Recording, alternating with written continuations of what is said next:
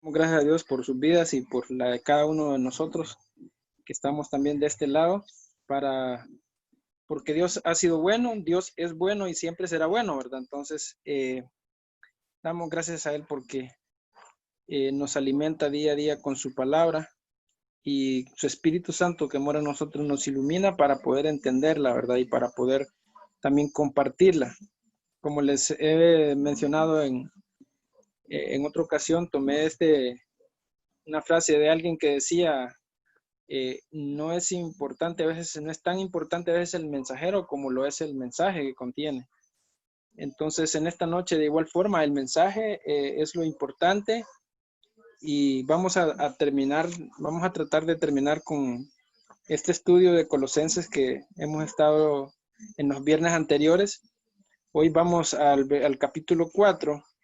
Vamos a tratar de abarcar todo el contenido de este capítulo, dado que por ahí del versículo 7 en delante, pues ya son las salutaciones finales que el apóstol Pablo hace y menciona, ¿verdad? Hay una lista de hermanos que nosotros, a través de todo lo que es el Nuevo Testamento, en las diferentes epístolas a los Efesios, a Filemón, en la carta o en el libro de los Hechos, se mencionan. Entonces, vamos a darle continuidad a, a esta parte donde el apóstol Pablo está hablando de la parte práctica para esta iglesia que está en Colosas. Voy a pedirle, hermano, que ahí donde usted está, cierre sus ojos y que oremos a nuestro Dios. Padre Celestial, en el nombre de Jesús le damos gracias.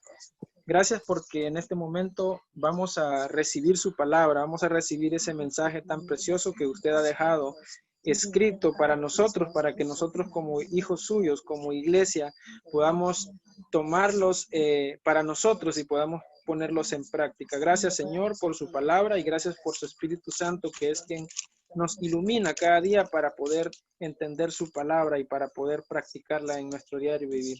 Bendice a cada uno de los oyentes, bendice a cada uno de los presentes también aquí en esta casa, Señor, que sea usted tomando el control de cada una de la palabra que en esta noche tratemos. En el nombre de Jesús. Amén. Amén. Abramos entonces nuestra Biblia en la carta a los Colosenses o la epístola a los Colosenses en el capítulo 4. No la vamos a leer como lo hemos hecho en otras ocasiones, que leemos los textos y luego vamos repasando. Lo vamos a ir haciendo de una vez y haciendo tal vez un breve repaso del estudio anterior donde nos habla acerca de los deberes que nosotros tenemos dentro de la sociedad, vamos a decir, la santidad en el hogar, la santidad en el trabajo, donde el apóstol Pablo, a través de esta carta que les envía a los colosenses, les habla a las casadas, o sea, a las mujeres que deben estar sujetas a sus maridos, como conviene en el Señor, también a los maridos que amen a sus mujeres y que no sean ásperos con ellas. También les habla a los hijos para que seamos obedientes a nuestros padres, porque esto también agrada al Señor.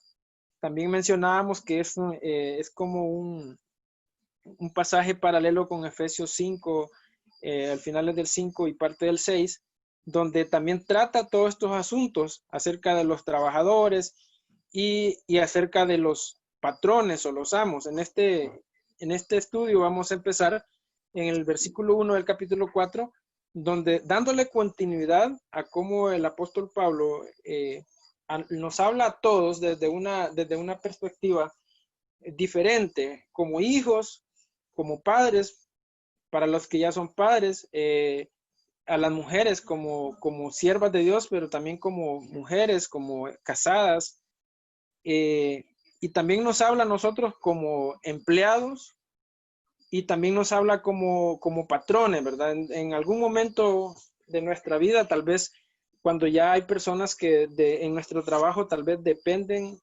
o directa o indirectamente de lo que nosotros, de nuestras instrucciones y todo eso. Yo creo que todo esto para el día de hoy es para que nosotros también seamos conscientes y no pisoteemos a nadie en donde nos toca cuando se nos delega algún cierto grado de autoridad en el trabajo. sino más bien ser como el apóstol Pablo, o como han bien dicho, como Dios a través de su palabra que inspiró en el apóstol Pablo mencionaba. Y dice el versículo 1, amos, haced lo que es justo y recto con vuestros siervos, sabiendo que también vosotros tenéis un amo en los cielos. Como les mencionaba,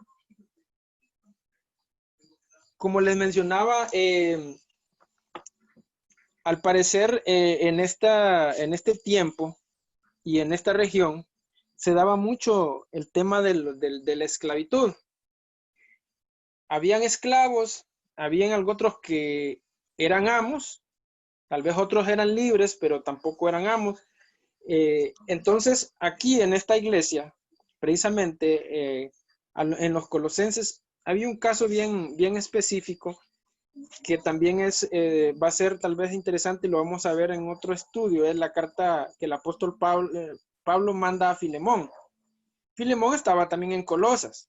Entonces, creo que a raíz de los problemas que habían ido, él toca todos estos puntos que tal vez no solo se daban en Colosas, sino que también se daba en diferentes regiones, ¿verdad? Pero en este momento está hablando no a las personas como amos o como esclavos, sino como hijos de Dios, ya como convertidos, ya personas que ya habían aceptado el evangelio de Jesucristo y que habían recibido al Señor, ¿verdad? Por medio de su palabra y que habían creído en Él. Entonces, él aquí en este versículo está terminando de hablar, o está terminando, más bien dicho, su parte de la santidad en el trabajo y se dirige a los amos.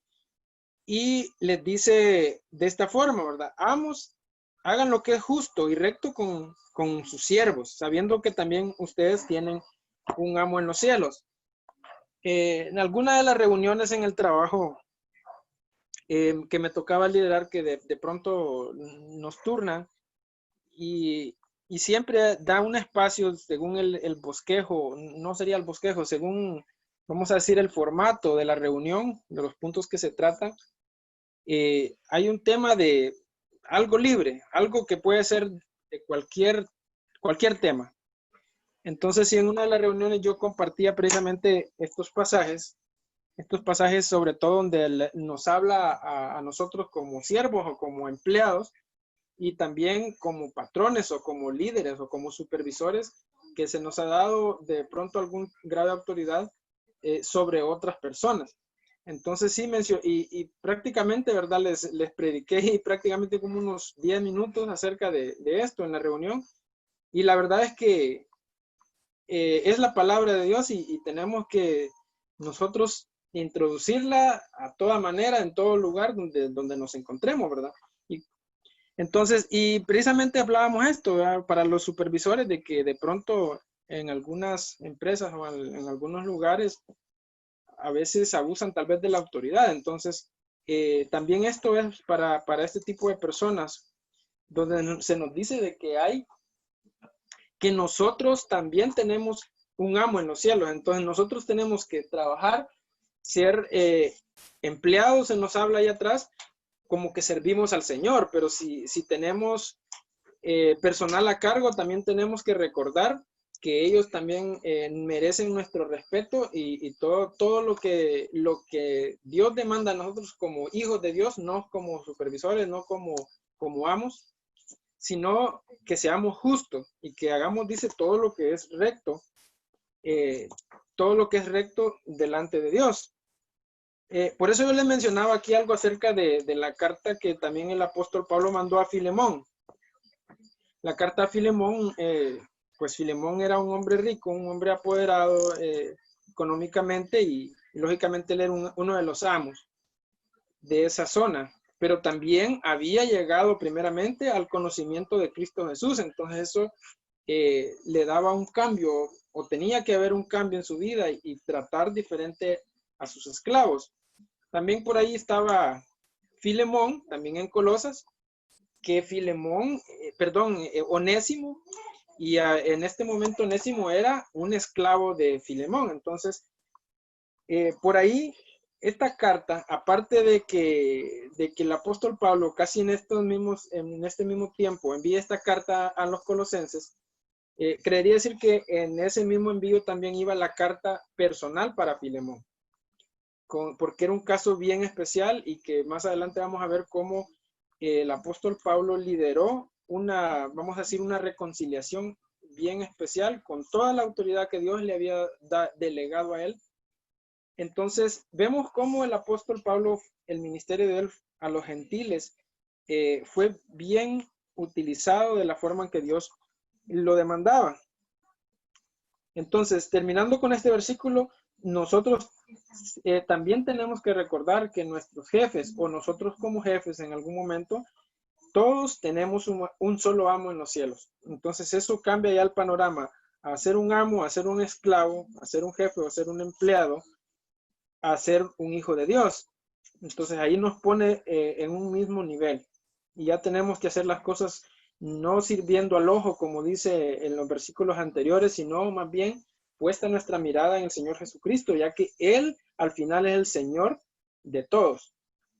El versículo 2, el apóstol Pablo les dice, perseveren en la oración, velando en ella con acción de gracias.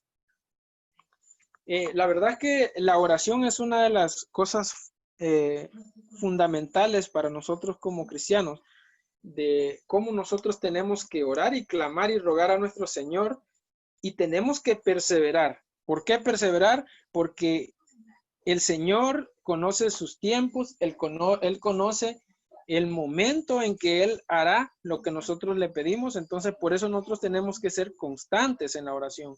Si el Señor no responde, tenemos que continuar orando, como muchas veces nos ha testificado hermano Manuel.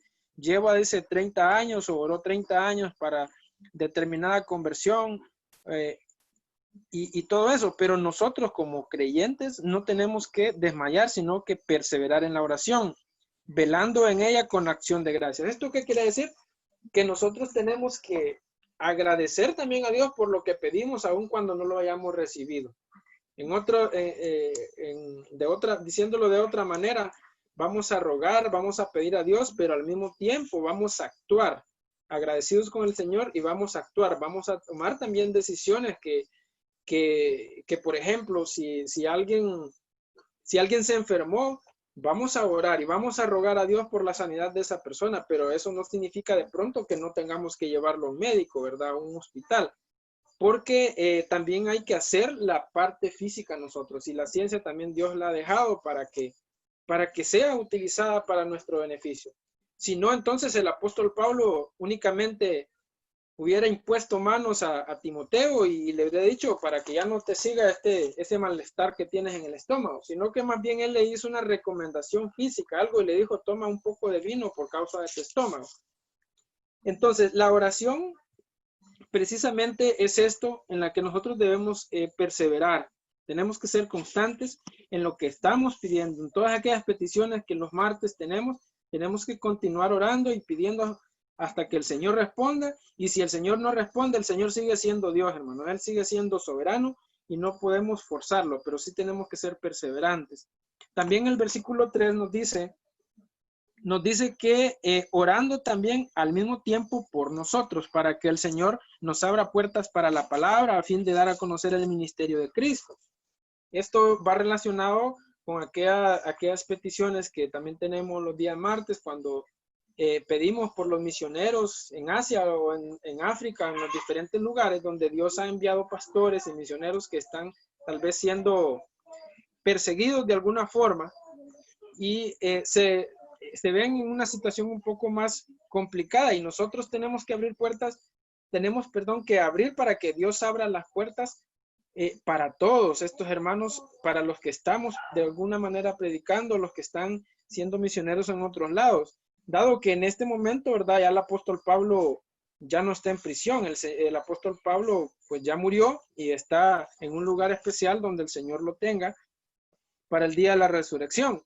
Pero sí hay muchas personas que están llevando la palabra de diferentes maneras. La están llevando por medio de programas radiales y Y hay personas que están yendo físicamente a los diferentes continentes, a los diferentes lugares donde no ha llegado el evangelio, y ellos están llevándolo. Entonces creo que también debemos acordarnos nosotros de estos hermanos que se encuentran en diferentes lugares orando, ya que también es un ministerio, ¿verdad? El orar por todos. Y el versículo 4 nos dice para que lo manifieste cómo debo hablar. Es el Señor el quien da la iluminación y el que inspira las palabras que se van a predicar, ¿verdad? En diferentes lugares. Entonces, aquí esto es continuidad de perseverar en la oración. El versículo 5, dice, anden sabiamente para con los de afuera, redimiendo el tiempo.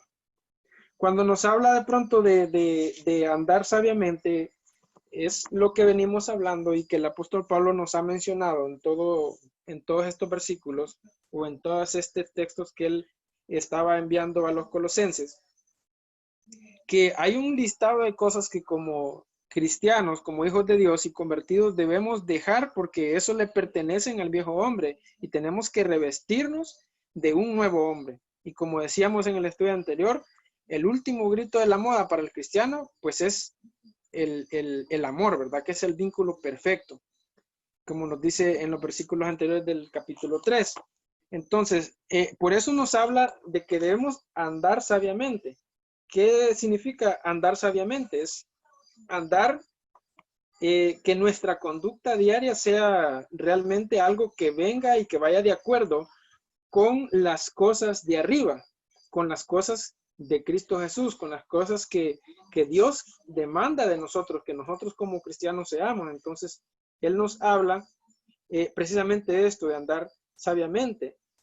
Cuando nos habla de redimir el tiempo, es de aprovecharlo, hermano, es aprovechar el tiempo y aprovechar cada oportunidad que tengamos para manifestar la palabra de Dios, tanto a los que ya conocen de Dios para esforzarlos, como a los que no lo conocen para presentarles el evangelio. Como les mencionaba que hace un momento, que en algunas de las reuniones que me ha tocado liderar, siempre predico un poco y menciono algunos versículos bíblicos y los hago saber porque la palabra tiene que llegar, y eso es parte de aprovechar el tiempo para que todos puedan escuchar la palabra del Señor. La venida del Señor, hermanos, como decía el apóstol Pablo, ya está cerca, pero ya han pasado casi 2000 años, si no es que 2000 años, y la venida del Señor no se ha llegado, la segunda venida. Pero nosotros tenemos que andar sabiamente esperando esa venida. Entonces, como si fuera a llegar hoy por la noche o mañana o ahora mismo. Entonces, todo eso va relacionado con andar sabiamente dentro de la voluntad de Dios, buscando lo que es bueno. También, bueno, sí les decía, aprovechar las oportunidades es parte de esto. Versículo 6 dice, sea vuestra palabra siempre con gracia, sazonada con sal, para que sepáis cómo debéis responder a cada uno. Realmente, este versículo que nos habla, realmente nos habla de que nuestro vocabulario debe ser un vocabulario único en todo lugar y no debe depender del lugar o de las personas con quienes estamos. Nuestro vocabulario siempre tiene que ser el mismo. Nosotros como cristianos nos hablaba de las cosas que tenemos que dejar, esas palabras ociosas, esas palabras que no traen nada productivo, que no edifican, palabras a veces de doble sentido, como mencionábamos, todo eso. Esas no son palabras sazonadas con sal, ¿verdad? Sino esas son palabras sin sazón. Entonces, aquí nos dice, sea vuestra palabra siempre con gracia, sazonada con sal, para que sepáis cómo debéis responder a cada uno. También esto es cuando nos habla de las conversaciones, o muchas veces de las veces que tengamos que conciliar entre algún hermano, entre algunos hermanos que tal vez no debería, pero que se dan algún tipo de problema, algún tipo de situación, nosotros debemos orar y debemos pedir a Dios que siempre sea Él que nos ilumine para que hablemos de forma correcta, ¿verdad? Que digamos las palabras sabias que vayan a ayudar para que se restauren relaciones muchas veces. Entonces, cuando nos habla de que nuestra palabra debe ser sazonada con sal, de pronto no significa que vamos a hablar de una forma de que vamos a salar más al hermano, ¿verdad? Sino que más bien nos habla de que nuestras conversaciones deben ir, como hijos de Dios, deben destruir el mal y no promoverlo. Es decir, otra forma de decirlo podríamos decir que es cristianos que cuando hablamos realmente se nos siente el sabor de cristianos. El sabor de cristianos que cuando hablamos se nota. Que no necesitamos decirle a nadie o publicarlo y decir yo soy cristiano, sino que realmente con nuestra forma de hablar, inmediatamente seamos identificados como hijos y seguidores de Jesucristo.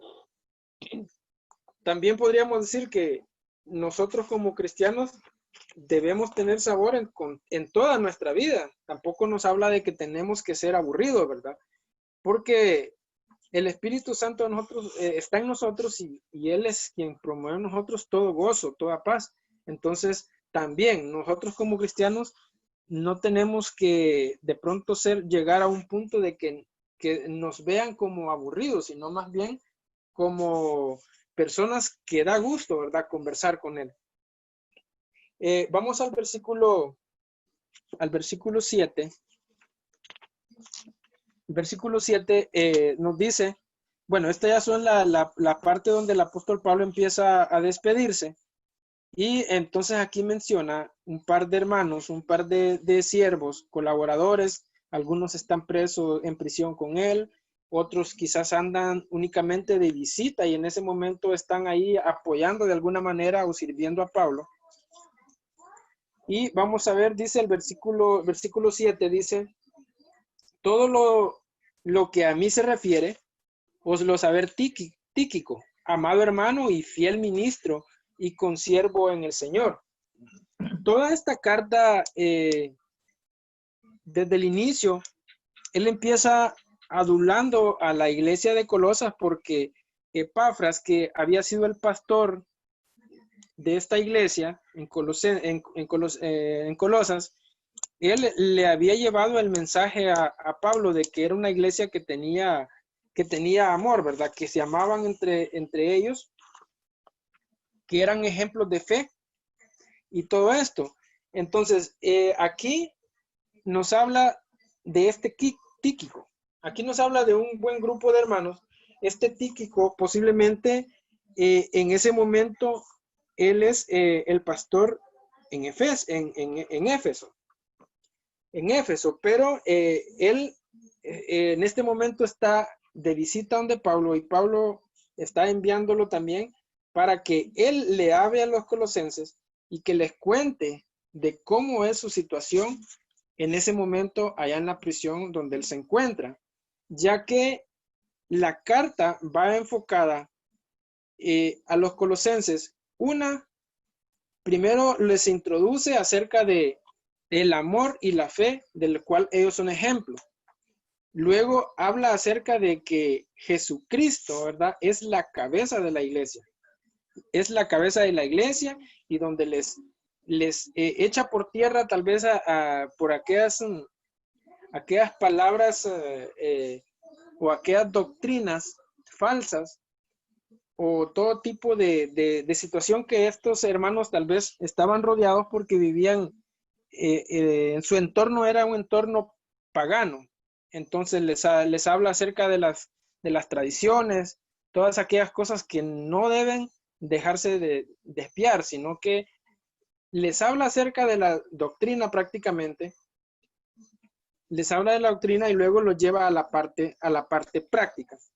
Entonces, él no se enfoca en sí mismo, sino que se enfoca en el mensaje en Jesucristo en reforzarles que Jesucristo es Dios, en que Él dice, en Él, en el versículo 2, en el capítulo 2, versículo 9, dice, en Él habita corporalmente toda la deidad. O sea, Jesucristo les está diciendo, Jesucristo es Dios. Jesucristo es Dios. Entonces, todo esto, esta carta va enfocada en Cristo, en la doctrina, en la práctica que los cristianos debemos tener. Y todo lo que se refiere a él, dice, mejor que se los cuente Tíquico o los demás hermanos que andaban por ahí, que iban a llegar, que ellos se los cuenten, ¿verdad? Porque él no quiere tal vez usar ese papel o esa tinta para hablar de sí mismo, sino que habla de Cristo, el Evangelio y la doctrina.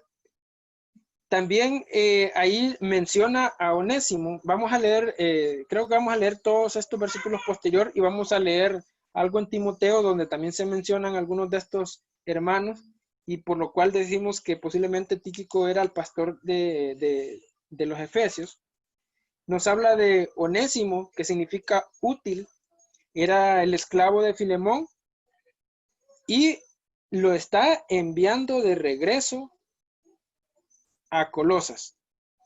Debido a un problema que había habido, Onésimo había huido, pero en este momento Pablo está enviándolo de regreso y con él está enviando una carta personal a Filemón para conciliar esta situación.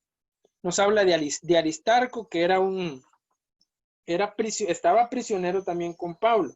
Nos habla de Marcos, nos habla de Epafras, que era el pastor de Colosas, pero que en ese momento prácticamente él estaba ahí ya con Pablo y estaba preso, porque Epafras dice, le saluda a Epafras y ruega por ustedes. Vamos a leerlo, hermanos, para que vamos a leer todo el resto de la carta. Dice el versículo 8, vamos a leer el 7 de nuevo. Todo lo que a mí se refiere, os lo hará saber Tíquico, amado hermano y fiel ministro y consiervo en el Señor, el cual he enviado a vosotros para esto mismo, para que conozca lo que a vosotros se refiere y conforte vuestros corazones. Por eso que posiblemente Tíquico había estado como pastor a los Efesios o en Éfeso y en este momento está siendo enviado para que lleve el mensaje y que conforte los corazones de los colosenses. Dice con Onésimo, el 9, amado y fiel hermano, que es uno de ustedes. Todo lo que acá pasa, os lo hará saber. Aquí es donde les digo que esta era la misión que llevaba este hermano Tíquico para confortar y para ayudar y para servir a los hermanos en Colosas. Y este muchacho llamado Onésimo, el cual era un esclavo de Filemón, pero en este momento lo está enviando de regreso y ya le está diciendo, ya no es como un esclavo, sino le dice un fiel hermano.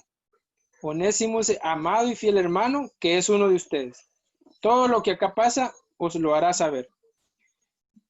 Menciona a Aristarco, mi compañero de prisiones. Lo saluda. O sea, ahí está, hermanos, Aristarco. Ahí está preso también con el apóstol Pablo.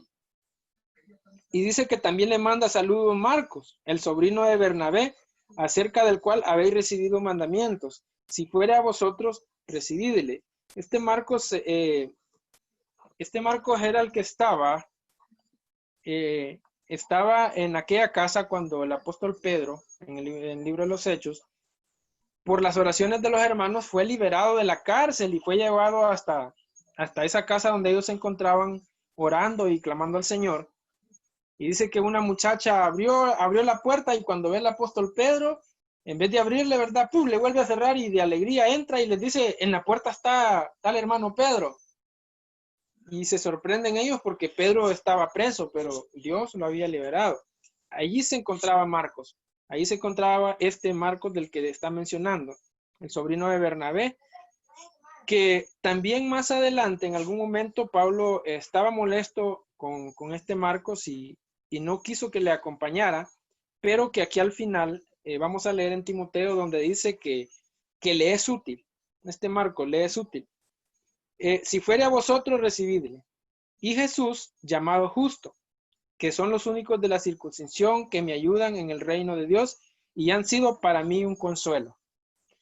Prácticamente la mayoría de los hermanos que ayudaban a Pablo, pues de la circuncisión o de los que pertenecían a los judíos o que eran judíos, eran pocos. Y solo eran estos pocos. Prácticamente la iglesia de Colosenses también estaba formada en su mayoría por gentiles.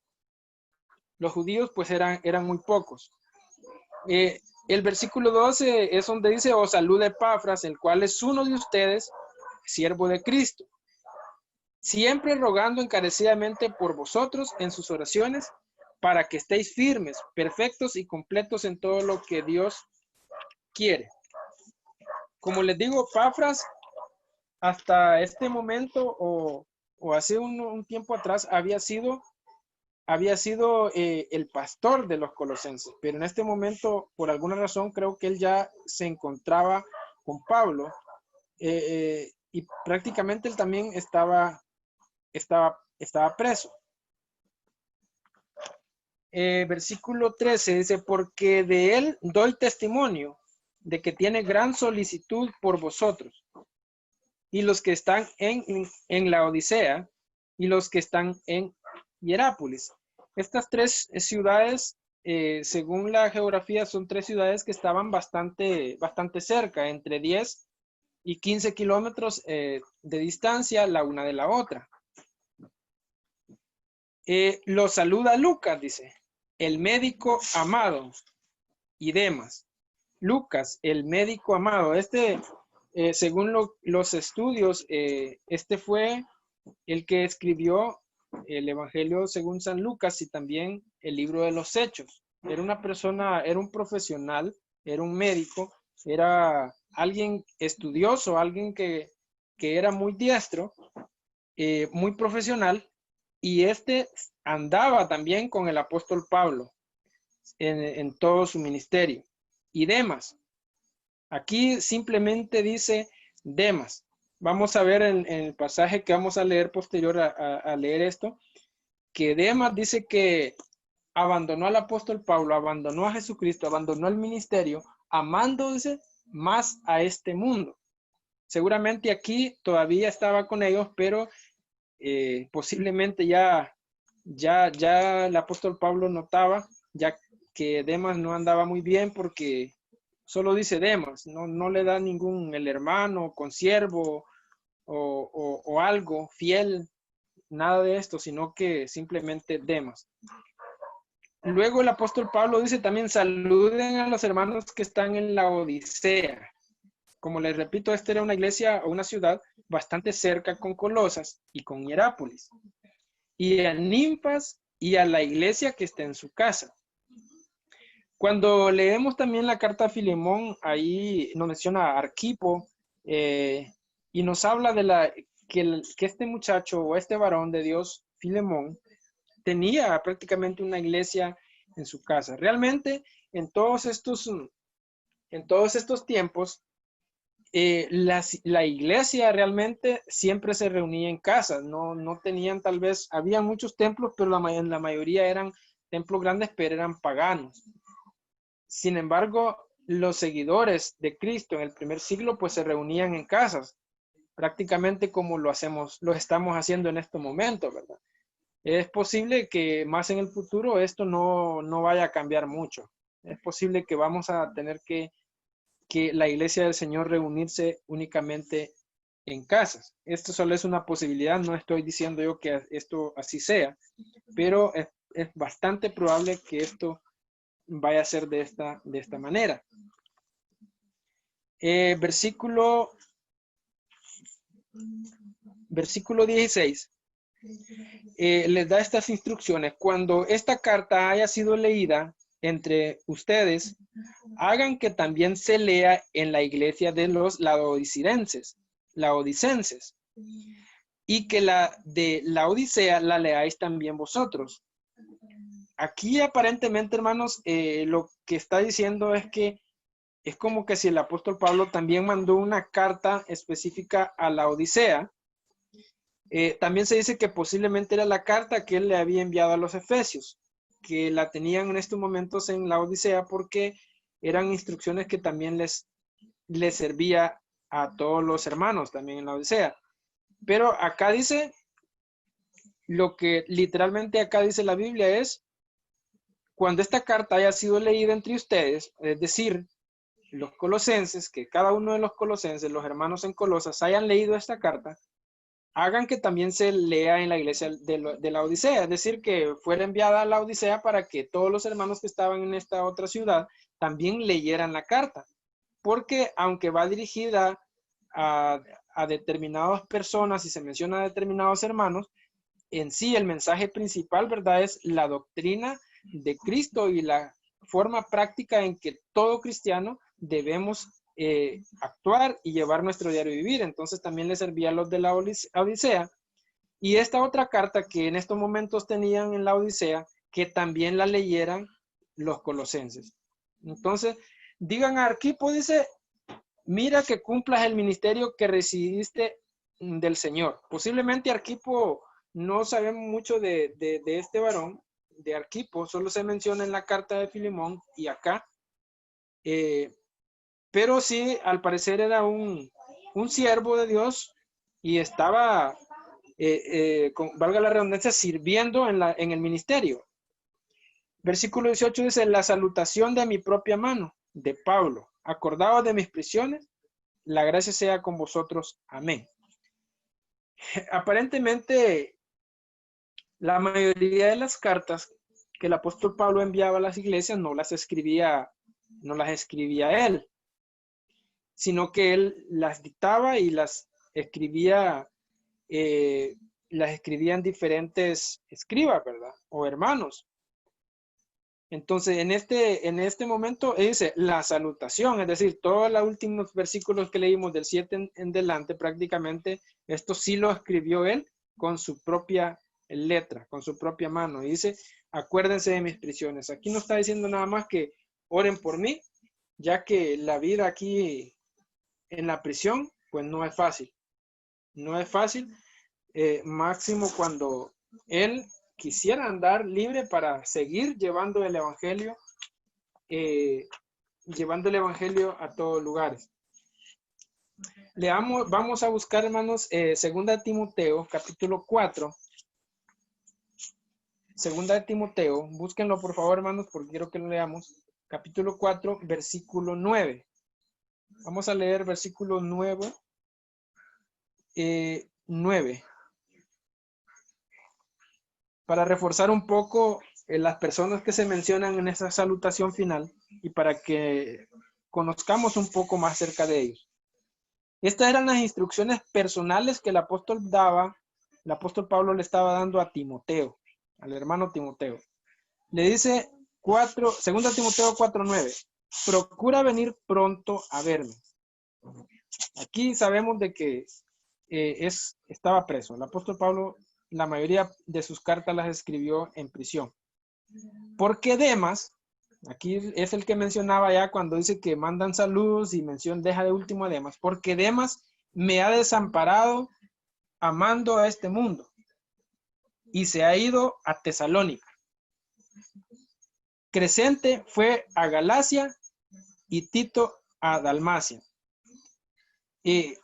Tito iba siempre en el ministerio y Crescente se fue enviado a los Gálatas, pero aparentemente Demas se fue a Tesalónica, pero no con el consentimiento de Pablo, sino más bien a hacer su propia vida, porque dice, me ha desamparado amando este mundo. Se fue al mundial el que era el hermano Demas. El versículo 11, solo Lucas está conmigo. Este es el hermano Lucas que está enviando saludos también a los colosenses y dice, solo Lucas está conmigo. Y ahí le dice a Timoteo, toma a Marcos y tráele contigo porque me es útil para el ministerio. También aquí está siendo mencionado tanto Marcos, Lucas, Demas, todo este grupo de varones. A Tíquico le dice, lo envié a Éfeso. o a Efeso. Entonces aquí es de aquí donde decimos que posiblemente Tíquico había sido el pastor en Éfeso. Posiblemente el apóstol Pablo, ¿verdad? Hacía tal vez rotaciones y tal vez iba a dejar ahí a Timoteo en Efesio y está enviando a Tíquico para fortalecer la iglesia o el liderazgo a los colosenses. Y el versículo 13 pues ya es otra instrucción donde le dice: trae cuando vengas el capote que dejen Troas en casa de Carpo y los libros, mayormente los pergaminos. Hermanos, este ha sido el estudio de la carta del apóstol Pablo a los colosenses, y la verdad que creo que ha sido de mucho provecho para todos, especialmente para mí que he venido estudiándolo previamente para poder tener cómo compartirlo también con ustedes. Así que puedo decir, hermanos, terminar con este versículo donde el apóstol Pablo dice: perseverar en la oración y velando en ella con acciones de gracias. Hermanos, esta ha sido mi participación con este estudio de la carta a los colosenses, y que Dios les bendiga.